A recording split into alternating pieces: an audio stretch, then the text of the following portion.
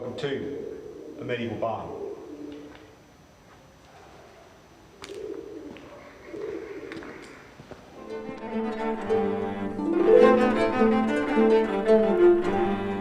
Meritis Guila Summari last with Fuhales song.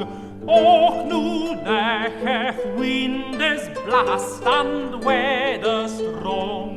Hey, what this licht is long, and it with well be wrong. So run more and fast. The building behind me is what many will commonly know as a tithe barn. These barns are arguably one of the grandest agricultural buildings to survive from the Middle Ages. But are we mislabeling these grandiose buildings? Furthermore, is this grandiosity merely a monument to serfdom, whereby the fruits of the peasants' labour were locked away in these magnificent buildings to be acquisitioned by their lord? In this video we will explore these questions and dive into the usage and history of these grand barns, laying bare their complex legacy. So please join me on this exploration of the medieval tithe barn.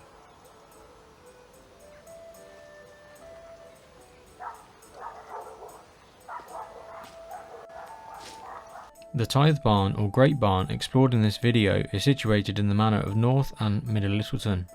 This manor was owned by the local Benedictine Abbey of Evesham. The abbey was dedicated to the Blessed Virgin Mary. We must now cast ourselves back to the early Middle Ages, to the beginning of the 8th century, and the founding story of the abbey. In 702 or 703, a swineherd named Eof, while tending to his pigs, witnessed a divine vision. Before him was the Virgin Mary, accompanied by maidens, on the riverbank next to the River Avon. This vision was relayed to Bishop Egwin, who resided at the nearby Worcester Cathedral. Egwin consequently came to the location and witnessed the miracle himself, at which point Egwin dedicated the site to God and the Blessed Virgin. The abbey would be consecrated by the Archbishop of Canterbury in 709, with Egwin assuming the role of abbot until his death. The abbey's ownership of the Manor of Littleton can be traced all the way back to the 8th century. Documents show that King Offa of Essex and Kenred of Mercia granted land to the abbey, with Littleton being among these. Bishop Egwin was given 13 mansae by these two benefactors to assist in the raising of funds to construct the abbey, and by 714 the abbey lands had swelled, with the abbey holding 120 mansae. Dating of tithe barns can be difficult without documentary evidence. The Littleton tithe barn is believed to date from the late 13th or early 14th century. Its construction was undertaken at the behest of Abbot John de Brockhampton. John de Brockhampton became Abbot of Evesham Abbey in 1284, having previously been the cellarer at the abbey. The cellarer was an important position as he was responsible for the feeding of the brethren. The Chronicle of Evesham Abbey tells us that the tithe barn here was commissioned by John in the period 1284 to 1295. He also commissioned an array of other barns in nearby villages. As the Chronicle of Evesham Abbey outlines, he set up 8 magnificent granges, as may be seen on the following estates. One in the Barton at Evesham, for storing barley, another at Offanem, another at Littleton, a very fine one. This entry in the Chronicle continues with listing Abbot John's long list of building initiatives on many of the abbey's estates. These include construction of watermills, windmills, stables, and also additions to many churches. One thing is certain, Abbot John undertook a great building initiative during his time as abbot. However, dendrochronology performed by the National Trust has revealed the barn possibly to date from the 1250s. Nevertheless, it can be inferred that this grand barn belongs to the second half of the 13th century. The dating of this barn means that it would have stood during two of the most cataclysmic events of the 14th century. In the second decade of the 14th century, England would be faced with a catastrophic famine dubbed the Great Famine. The century before had seen some of the most bountiful harvests of the medieval period, in turn promoting population growth. Therefore, on the eve of the 14th century, England's population sat at circa 6 million. However, between 1315 and 1317, the crops failed and livestock perished. This dearth led to around 10% of England's population dying and leaving many that had survived severely malnourished. The sustained period of malnourishment would have lasting effects for generations to come. 3 decades later, in the late 1340s, England would be thrown into one of the worst pandemics in human history. In 1348, the Black Death arrived on English shores. This pestilence, carried by fleas infected with Yersinia pestis, which had stowed upon trading ships from the continent, disembarked in Dorset. Throughout the next few years, the plague would spread throughout Britain. No one was safe. Young and old, rich or poor, no matter your social standing, the Black Death showed no mercy. The 2 variants of the plague, bubonic and pneumonic, meant that its virulence never ceased, causing death in all seasons. Thus, by 1351, it is estimated that between 30 to 50% of the population had succumbed to the Great Plague, ultimately resulting in a stark population change, reducing from circa 6 million to 3 million. This stark population change would lead to irrevocable social change, whereby the peasants using their own agency could demand better wages due to a depleted workforce, which in turn improves social mobility. Within 2 centuries, this social change would lead to the complete collapse of serfdom. To understand the origin of tithe giving, we must first delve into the mind of the medieval peasant. Religion was an integral foundation of every peasant's life. Religious iconography covered the walls of the parish church. These wall paintings would have informed the illiterate masses on the teachings of the scripture through a visual language. Important saints and significant biblical stories would have adorned every nook and cranny, making even the smallest church a visual feast. The most important of these would have been the Doom painting, detailing Judgment Day, usually located on the chancel arch. The Doom painting depicts Christ in judgment over the resurrected souls of the dead. On one side of the painting we see heaven, populated by angels, signifying eternal salvation. On the opposite side we see hell, where demons feed the souls to the gaping jaws of a monster symbolising eternal damnation. These depictions were both vivid and powerful.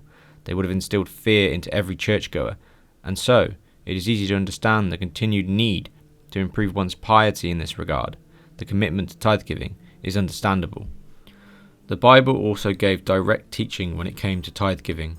Here we see outlined a selection of Bible passages directly concerning tithe. In England, giving of produce to the church can be traced back to the early Middle Ages. The Venerable Bede, writing in the 7th century, mentions a tribute to the church. However, the tithe, which most of the peasants who worked this land would have given, came at a later date. The origins of medieval tithe giving are inextricably linked with the teachings of the Old Testament, which have been laid out earlier. The first record of tithe giving in relation to the Old Testament comes from the Littleton Synod of 786, where it was agreed everyone should give 10% of their possessions each year and give alms from the remaining 9/10. However, the Synod was not wholly successful in these attempts to impose this donation. Nevertheless, by the 10th century, the tithe had become compulsory and was defined as a levy of the 10th fruits of the soil and a 10th of the offspring of young animals. Successive Anglo-Saxon kings would continue to broaden the remits of the tithe. In the 920s, King Athelstan ordered a tithe to be paid from everyone within his households, while Edmund in the 940s generalised this to be every Christian man. However, it was King Edgar who defined the tithe to what would be known throughout the Middle Ages. He defined the recipient of the tithe to that of the minster or parish, including penalties for failure in giving tithe. Throughout the Middle Ages, local lords obtained the power to decide where their tithes ended up, such as monasteries they wished to endow. Here at Littleton, however, the tithe would have been directed to the abbey at Evesham. The time of tithe giving varied throughout the Middle Ages. In the 10th and 11th centuries, the tithe of young animals was to be given by Pentecost, which is 7 weeks after Easter. The tithe of fruits was to be given by either the autumn equinox, which is the 23rd of September, or by All Saints' Day, which is the 1st of November. In the 12th and 13th centuries, the church increased its demands, whereby tithes were required for all activities. Animal tithes came to include wool, milk, eggs, butter, cheese, as well as animals such as geese, hens, and doves. As well as this, honey and fish from fish ponds. Produce from the land was also increased to include hay, peas, beans, fruits, and even wood. The tithe became an integral facet of medieval life. Some attempted to evade it and faced punishment in the church court. For those who felt guilt for missing tithe or feared divine consequences in the afterlife, a secret tithe was paid during confession or Lent. Ultimately, the tithe was seen as a religious obligation, meant to further one's piety and show one's devotion to the church and to God. Whether this came at the expense of the peasant population in times of poor harvest is another question, but what is certain is the peasant who worked this land would have given much of what they produced throughout their lives as a tithe. So far, I have labelled the barn a tithe barn, but this is a term which has a specific usage in the Middle Ages. As stated by Neil Brady, the modern name given to these barns is often mislabeled, using the name tithe barn for all barns, regardless of their type or usage.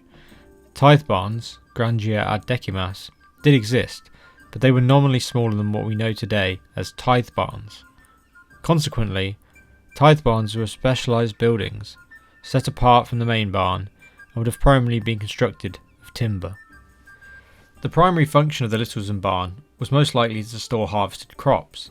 Unlike modern farming methods, these barns would not house livestock. Instead, they were focused on arable agriculture. In the primary sources, they are even referred to as grandeur frumenti and grandeur avaranum. Recent study of the Norwich Cathedral Priory Estates by Philip Slavin has shown that the demesne or manorial complex had multiple barns, each specialised for a certain crop. The accounts also distinguish between demesne barns and tithe barns. Furthermore, his study shows that most barns would have been made of timber, with stone foundations or walls being added later, mainly in the 14th century. By the later Middle Ages, many barns were still somewhat constructed of timber, with stone footings becoming more common. This study has shown how much more grand the Littleton barn is, as its entire construction is made of stone, with timber roofing. The barns were only a temporary storage point for crops. They provided an enclosed area large enough for the fresh harvest to complete its drying process. During harvest, the crops, in this case wheat, would be bundled into sheaves. These sheaves would then have been heaped within the barn. During the winter months, the sheaves would then have been threshed and then winnowed to separate the ears of grain from the stalks. Historians have suggested that the entrance bays of these great barns would be a perfect location for this practice. As has been suggested, when the doors of the barns are thrown open, airflow would cause a backdraft which would have been strong enough to separate the chaff from the stalks. The flooring of these bays could have been rammed clay floor or corrugated stonework. This corrugated stonework can be seen here in the Littleton tithe barn.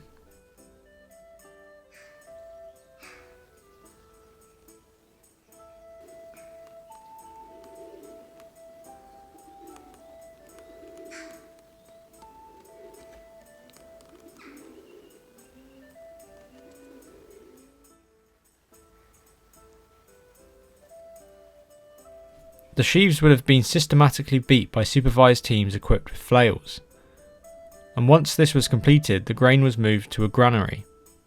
A granary would either be designated part of the barn itself, or another building entirely. This is believed to be the terminus of the barn's function as storage. After the final threshing, the barns would have been left empty and stood idle. The sources do not indicate the end of threshing, but it can be inferred that the barn would have been left empty in the summer months before the next harvest. This is because threshing and winnowing were winter tasks, though they may have bled into the spring. Therefore, it raises the question as to why these great barns were built. There are many other means to dry crops, such as hayricks, which are much cheaper to produce and do a more than adequate job. So why did so many landlords opt to build these ostentatious barns? For many historians, it is due to one thing: power.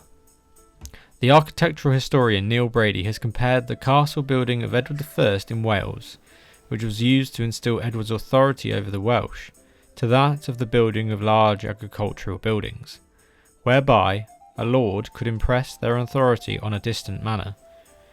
Between Michaelmas and Martinmas, which is the 29th of September to the 11th of November, every tenant would need to harvest and store their crops, as well as prepare the fields for the coming sow.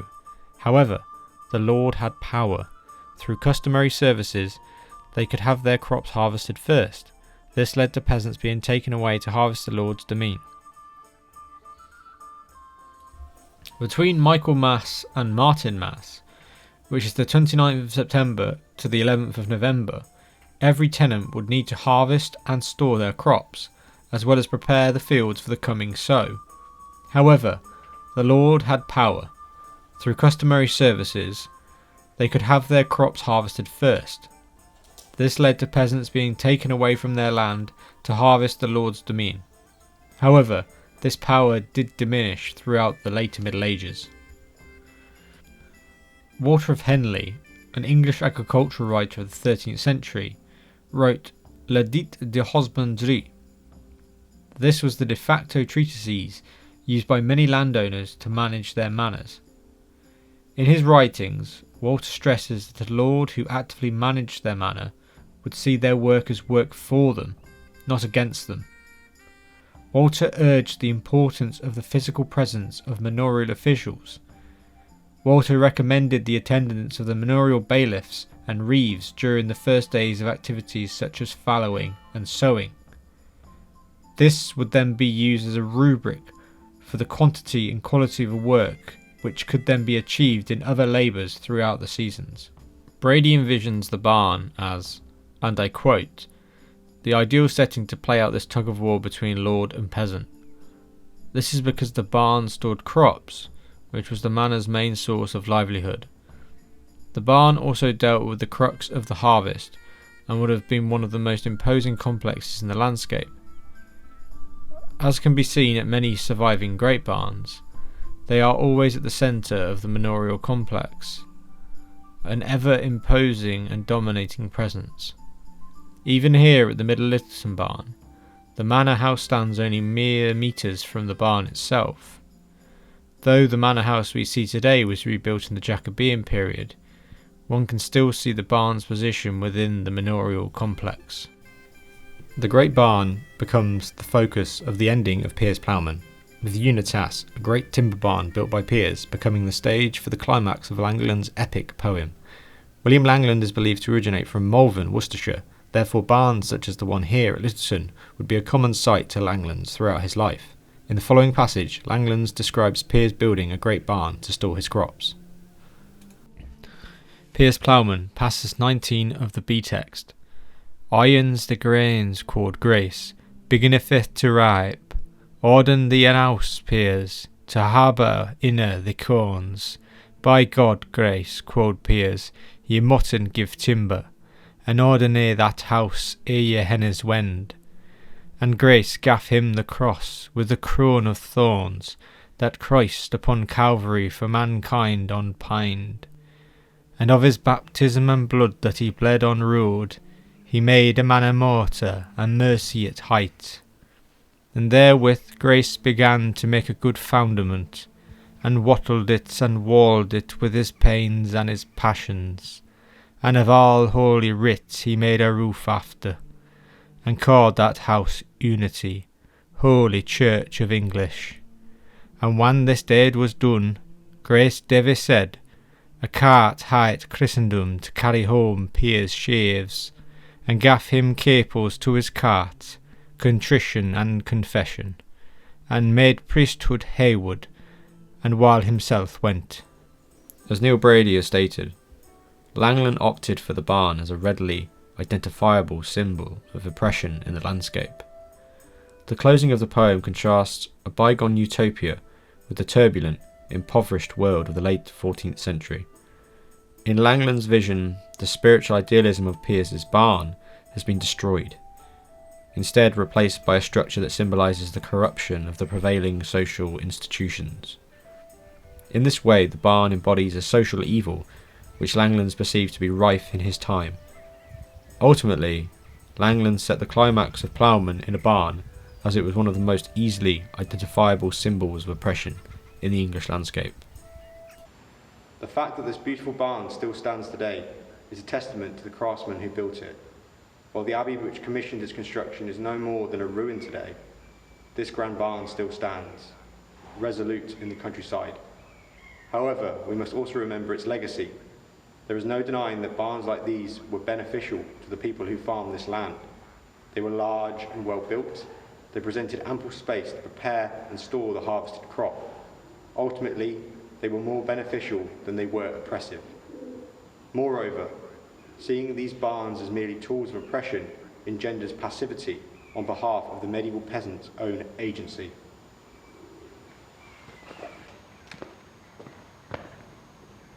Nevertheless, There is no escaping the fact that this barn and many like it were built with other aims in mind. As we have explored, contemporaries as well as current academics see the barn as more than just a terminus at the end of the harvesting season. Their extravagant construction and imposing largesse are intentional. They were to command authority in the landscape, a symbol of ownership and lordship. But one must remember, the institutions that built this barn are long gone, yet the barn remains.